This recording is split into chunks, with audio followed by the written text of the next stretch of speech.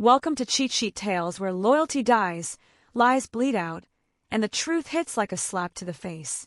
These aren't just stories. They're confessions soaked in betrayal and regret. Ever spotted a red flag when it was already too late? Say it in the comments. Let's tear into today's tale. She slammed the contract down. Sign this non-compete, or I'll blacklist you in 48 countries. Your career will be over. Her eyes were cold. I have connections everywhere. I picked up the pen calmly. You're right, I said. Connections are everything. What she didn't know would destroy her by.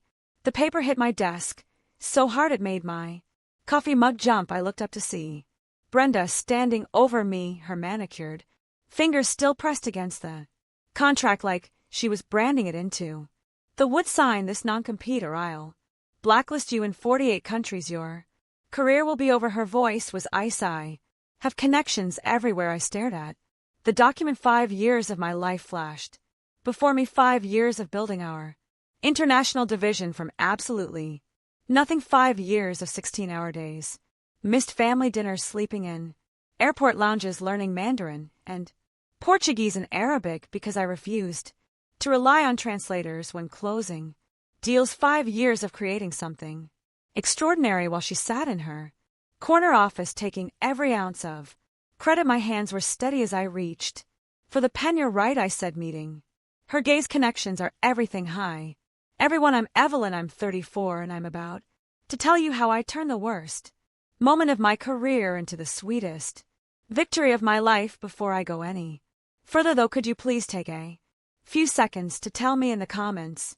where you're listening from, because I want to know how far my story has reached, and if this resonates with you at all, please hit that like button and subscribe for more stories like this one. Trust me, you're going to want to hear how this ends. Let me take you back to the beginning, because you need to understand what I built before you can understand what she tried to destroy. I started at this global consulting firm, straight out of business school, nothing fancy, just hungry and determined to prove myself. They assigned me to help expand their operations internationally, which back then meant maybe 3 countries and a lot of wishful thinking. I threw myself into it completely while my colleagues were networking at happy hours. I was on calls with potential partners in Singapore at 2 o'clock in the morning while they were enjoying weekend brunches. I was flying to Sao Paulo to meet with manufacturers who could help us establish supply chains that didn't exist yet. The work was brutal, but I loved it. Every new market we entered felt like conquering a mountain. Every partnership I forged felt permanent, built on trust and genuine understanding, rather than just contracts and profit margins. Brenda became my supervisor 2 years, and she was hired from outside the company, brought in specifically to oversee international expansion. The irony wasn't lost on me that she was now managing the very operation I had created from scratch. At first she seemed genuinely interested in what I'd accomplished. She asked detailed questions about our partnerships, our processes, our key contacts. I was naive enough to think she wanted to help me grow, but I started noticing things in client meetings. She would present strategies I had developed as if they were her ideas. When we landed major contracts, her name appeared first on the internal announcements. When industry publications wanted to interview someone about our international success, somehow it was always Brenda who ended up quoted. The breaking point came during our expansion into African markets. I had spent 8 months building relationships with suppliers and regulatory contacts across 6 countries. The work was delicate, requiring cultural sensitivity and patience that you simply can't fake. When we finally secured a massive contract that would establish us as the dominant player in that region, Brenda scheduled a presentation to the board. She invited me to attend, which I thought meant I would finally get recognition for the work. Instead, I sat in the back of that conference room and watched her present my research, my strategies, my relationships as her own vision. She spoke about her approach to international expansion and her understanding of global markets. Not once did she mention my name. After the presentation, board members congratulated her on her innovative thinking. They praised her for building such a successful international operation. They Talked about promoting her device. President, I felt invisible, worse than invisible. I felt erased. That's when I started documenting everything, every email I sent, every call I made, every relationship I built. I created a comprehensive record of exactly who had done what, not because I was planning anything yet, but because I needed proof for myself that I wasn't going crazy. The industry began to take notice of our International Success Conference. Organizers invited us to speak at major events. Trade publications wanted to feature our expansion strategies, and every single time it was Brenda who stepped into the spotlight. I watched her give presentations about markets she had never visited, using insights she had never developed, discussing relationships she had never built, and she was convincing. She had learned the language well enough to speak authoritatively about work she had never done. Meanwhile, I was becoming a ghost in my own operation. New team members were told that Brenda was the mastermind behind our international success. Clients who had worked with me directly were now being directed to communicate through Brenda's office. I was being systematically written out of a story of my own achievements, but I kept working. I kept building because I genuinely believed that excellence would eventually be recognized. I thought that if I just performed at an even higher level, if I delivered even more impressive results, the truth would become undeniable.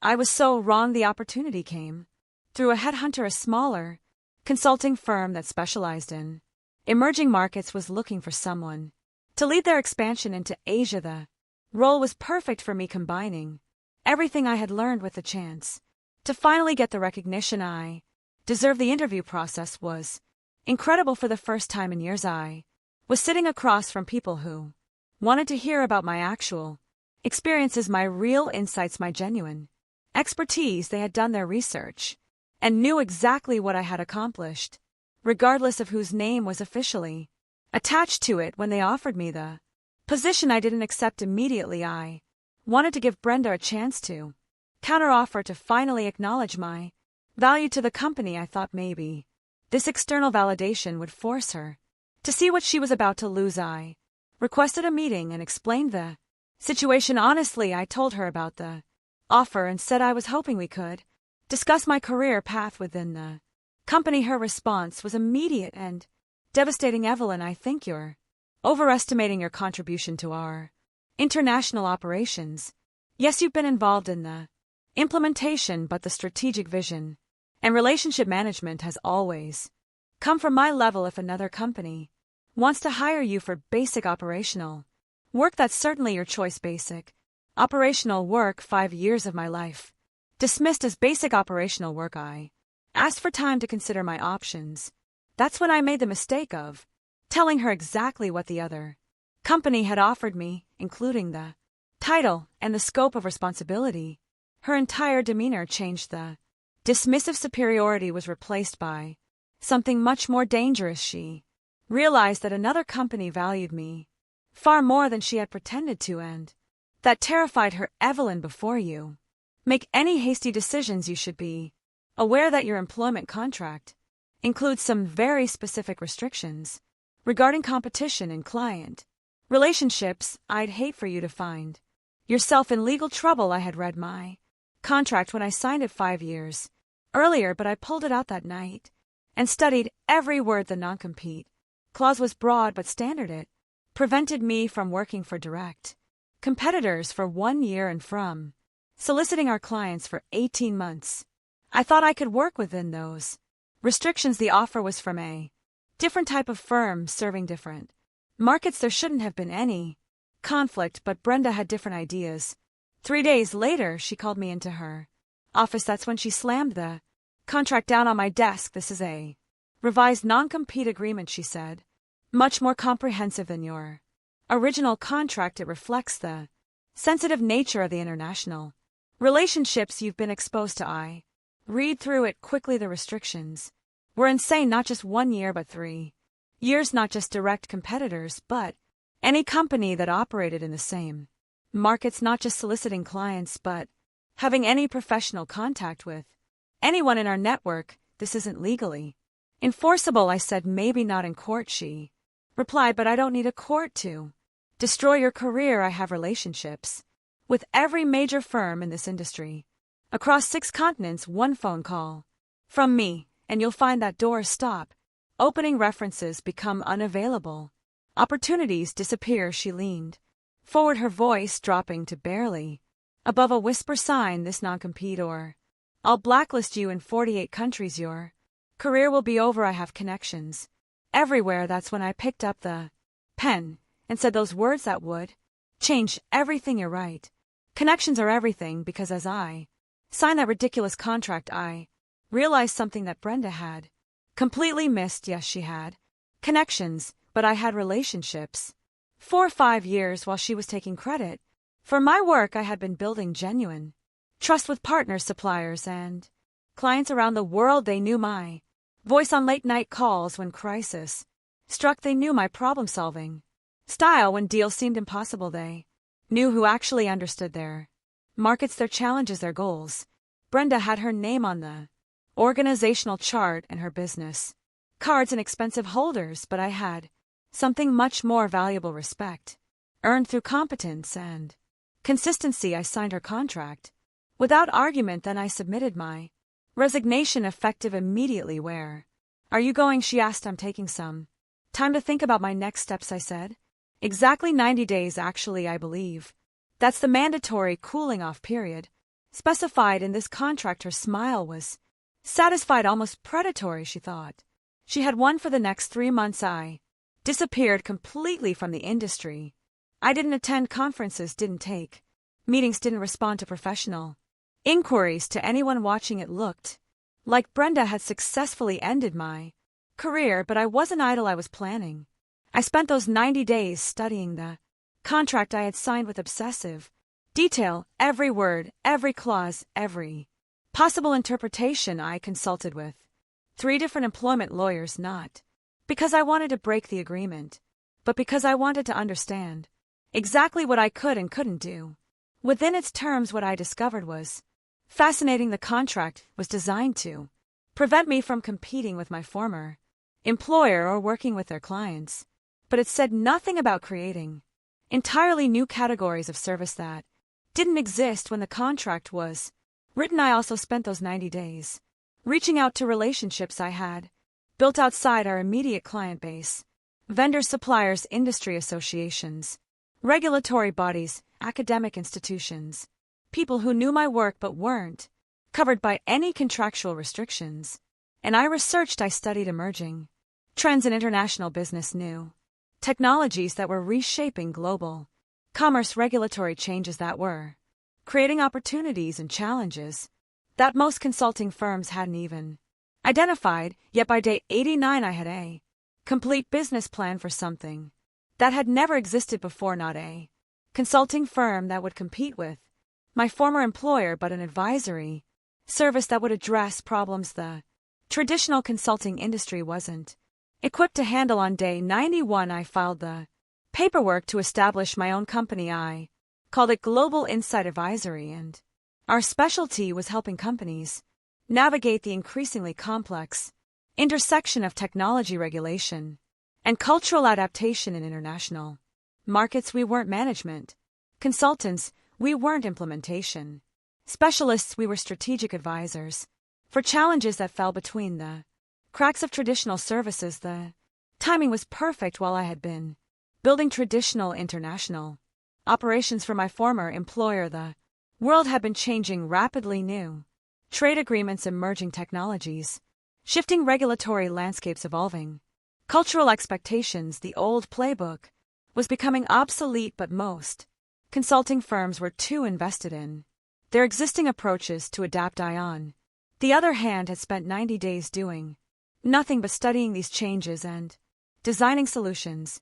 My first client came through a contact I had made 2 years earlier at an international trade conference. He was the head of strategic planning for a technology company that was struggling to expand into Southeast Asian markets. They had hired 2 different consulting firms and weren't getting the results they needed. The problem wasn't their strategy or their implementation. The problem was that they were approaching 21st century markets with 20th century, thinking they needed someone who understood both the traditional business fundamentals and the emerging realities that were reshaping international commerce. Our 3-month engagement was so successful that they immediately hired us for expansion into African markets. Then they referred us to 2 other companies facing similar challenges. Word spread quickly through networks I had been building for years, not the official business networks where Brenda held influence, but the informal relationships between people who actually did the work: project managers, regional directors, implementation specialists, technical experts, the people who knew, who really solved problems, and who just took credit for solutions. Within 6 months, Global Insight Advisory had 12 clients across 4 continents. We were profitable from month 3. We were turning down projects because we couldn't keep up with demand, but the real victory came when the industry started to take notice. Trade publications began writing about our innovative approach to international expansion. Conference organizers invited me to speak about emerging trends in global business. Industry associations asked me to contribute to their research on best practices for cross-cultural operations. For the first time in my career, my name was attached to my ideas. My insights were attributed to me. My expertise was recognized as mine. Meanwhile, at my former company, things were falling apart. Without my institutional knowledge, Brenda was struggling to maintain the relationships I had built. Partners were complaining about communication breakdowns. Projects were running over budget and behind schedule. New market entries were failing because the cultural insights I had developed weren't documented anywhere she could access them. She tried to hire replacements, but none of them had the years of relationship building and market knowledge that I had accumulated. They were starting from zero in markets where success required deep established trust. The annual International Business Conference was scheduled for October 7th, months after I had started my own company. This was the industry's most prestigious event, where the biggest deals were announced and the most important relationships were reinforced. My former company had a prominent speaking slot. Brenda was scheduled to present their international strategy to an audience of over 2,000 industry leaders. I wasn't planning to attend. I had been invited to speak at 3 different panels, but I had declined. I wanted to avoid any appearance of competing directly with my former employer. But 3 weeks before the conference, I received a call that changed everything. James Morrison, who served on the board of directors at my former company, requested a meeting. He had heard about Global Insight Advisory through multiple channels and wanted to discuss a potential collaboration. We met at a neutral location, a quiet restaurant downtown. James was direct and thoughtful, asking detailed questions about our approach, our results, our vision for the future of international business. Halfway through our conversation, he said something that stopped me cold. Evelyn, I have to ask you something directly. Were you the primary architect of our international expansion over the past 5 years? I chose my words carefully. I was significantly involved in the development and implementation of many initiatives. That's not what I asked, he said. James Patterson from Morrison Industries told me that when they needed help with their Asian expansion, you personally flew to Tokyo 3 times in 1 month to solve problems that our senior leadership couldn't address. Rachel Chun from Pacific Dynamics said, you spent 2 years building the relationships that made their joint venture possible. David Kumar from Global Supply Solutions said, you were the only person at our company who understood their regulatory challenges well enough to help them navigate government approvals. He paused, studying my face. These people don't know Brenda exists. They've never heard her name, but they all know you. I didn't respond immediately. The non-compete contract I had signed prohibited me from disparaging my former employer or discussing internal operations. James, I'm not able to comment on internal company dynamics, but I can tell you that I'm proud of the work I did and the relationships I built. He nodded. Slowly, I thought so, which makes me very curious about something else. Brenda is presenting our international strategy at the conference next month, but based on what I'm hearing from our partners are international operations are struggling. Significantly projects are failing. Relationships are deteriorating and we're losing ground to competitors in every major market. That's when I understood why he had really wanted this. Meeting the board was starting to realize that something was very wrong. With their international division they were seeing the results without understanding the cause. They knew that the person who had built their success was gone, but they didn't know why or how. James I can't discuss my former employer's operations, but I can tell you that international business is becoming increasingly complex. Success requires deep relationships, cultural understanding, and the ability to adapt quickly to changing conditions. Companies that rely on outdated approaches or that don't invest in building genuine partnerships are going to struggle. He understood exactly what I wasn't saying. Would Global Insight Advisory be interested in consulting for companies that are struggling with international operations? That depends on the specific situation. I said we work with companies that are serious about innovation and adaptation. We don't work with companies that are just looking for quick fixes or that aren't willing to acknowledge fundamental problems with their approach. We shook hands and he said he would be in touch. 2 weeks later, he called with an update that made everything clear. Brenda's presentation at the conference had been a disaster. She had prepared remarks about our successful international expansion, highlighting major achievements and outlining ambitious plans for future growth, but she had made a critical error. She had based her presentation on outdated information and had fundamentally misunderstood several key relationships when she claimed credit for establishing our partnership with a major Asian conglomerate. The CEO of that company was sitting in the front row. He interrupted her presentation to ask why the joint venture she was describing bore no resemblance to the actual agreement they had signed. He also wondered why their primary contact at our company, who had spent 2 years building the relationship, was no longer with the firm. When she discussed our expansion into African markets, 3 different partners stood up to ask why their contracts hadn't been honored and why communication had broken down so completely that they were considering legal action. When she outlined plans for entering new markets, industry experts in the audience pointed out that her strategies ignored recent regulatory changes that made her approach completely unfeasible. By the end of her 30-minute presentation, the audience was restless and confused. The question and answer session became an interrogation. Partners were publicly questioning our company's competence. Competitors were taking notes on our weaknesses. Board members were looking increasingly uncomfortable. The aftermath was swift and brutal. Within 48 hours of the conference, 3 major partners had formally requested meetings to discuss their concerns about our international operations. 2 clients had initiated reviews of their contracts with us. Industry publications were running articles questioning whether our company could maintain its international leadership position. James called me the following Monday. The board met yesterday. In emergency session, he told me we're facing a crisis that we don't fully understand. Our international division is falling apart, but we don't know how to fix it because we don't understand what we did right in the first place.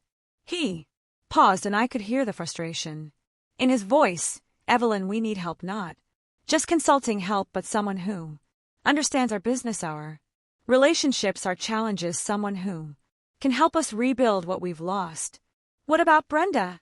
I asked. Brenda has been reassigned to our domestic operations. She'll be managing our regional office in Denver. I felt a moment of satisfaction, so pure it was almost overwhelming, but I kept my voice professional. James, the first appreciate your confidence in Global Insight Advisory, but I need to be clear about something. We don't do traditional management consulting. We help companies adapt to new realities in international business. If you're looking for someone to restore your old approach, we're not the right fit. That's exactly what we need, he said. We need someone who can help us build something new, something that works in today's environment. We need innovation, Not restoration, we negotiated for 2 weeks, not just about scope and fees, but about structure and autonomy. I made it clear that Global Insight Advisory would operate as an independent partner, not as a traditional consultant taking direction from internal management. The final agreement was better than anything I could have imagined when I signed that non-compete contract 8 months earlier. Global Insight Advisory would become the exclusive strategic advisor for all international operations at my former company. We would have direct access to the board, independent budget authority, and complete autonomy over our methodology and approach. We would help them rebuild their international division from the ground up, but we would do it our way, and Brenda, she would have no authority over international operations whatsoever. The official announcement went out on a Tuesday morning. Industry publications covered it as a major strategic partnership. Partners and clients who had been concerned about our company's international competence suddenly had confidence restored. But for me, the sweetest moment came 3 days later, when I received an email that had been forwarded through multiple channels. It was from Brenda, sent to the executive team with a subject line that read, "Concerns about external partnership." The message was exactly what I expected. She questioned whether it was wise to work with a consultant who had such intimate knowledge of our operations. She wondered whether there might be conflicts of interest. She suggested that the company should consider developing internal expertise instead of relying on outside advisors. The response came from James, copied to the entire executive team. "Brenda, thank you for your input. However, decisions regarding international operations are no longer within your purview." Global Insight Advisory was selected based on their proven expertise and their understanding of the relationships that are critical to our success. We are confident that this partnership will restore our leadership position in international markets. I printed that email and kept it in my desk drawer, not as a trophy but as a reminder of something important. The best revenge isn't destruction, it's creation. While Brenda had spent her energy trying to bury me, I had built something she could never control. While she had plotted to end my career, I had created a business that made me more successful than any traditional employment could have offered. The partnership with my former company lasted 2 years and was incredibly successful. We rebuilt their international division, established new market leadership, and created approaches that became industry standards. But more importantly, those 2 years established Global Insight Advisory as the premier strategic advisor for international expansion. We grew from a 1-person operation to a team of 12 with offices in 3 countries and clients across 6 continents. Today, 5 years after I signed that non-compete contract, Global Insight Advisory is recognized as one of the most innovative firms in international business strategy. We've been featured on the cover of 3 major trade publications. I've given keynote speeches at conferences around the world. I've advised governments, multinational corporations, and emerging companies on how to succeed in global markets. And Brenda, she's still managing that regional office in Denver. But here's what I want you to understand. This isn't really a story about revenge. It's a story about recognizing your own value even when others refuse to see it. For years I allowed someone else to define my worth, to take credit for my achievements, to control my narrative. I thought that if I just worked harder, if I just delivered better results, the truth would become obvious. But the truth is that some people will never give you the recognition you deserve. No matter how much you achieve, they will always find ways to diminish your contributions and elevate their own importance. The real victory isn't in destroying them. It's in building something so undeniably yours that their opinions become irrelevant. When I signed that contract, when I accepted those restrictions, when I disappeared for 90 days, I wasn't planning revenge. I was planning resurrection. I was betting on myself in a way I had never done before. I was choosing to believe that my relationships, my expertise, my integrity would be worth more than any job title or company affiliation, and I was right. So if you're watching this because someone has tried to bury you, if someone has taken credit for your work, if Someone has threatened to destroy your career. I want you to remember something. They can take your title, they can take your office, they can even take your clients, but they can't take your relationships, your knowledge, your integrity, or your determination.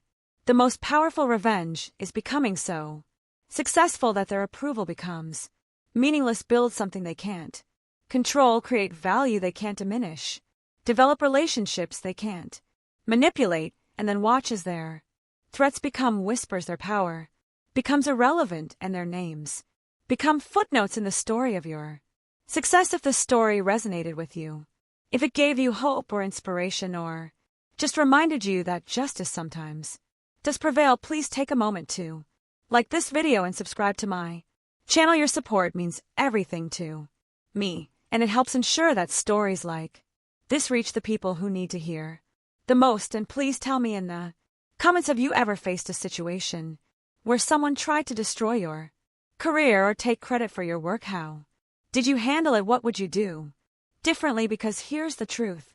We're all stronger than we think, more capable than we believe, and more valuable than anyone else's opinion of us. Sometimes the best revenge is simply refusing to stay buried. Thank you for listening to my story. I'll see you in the next video.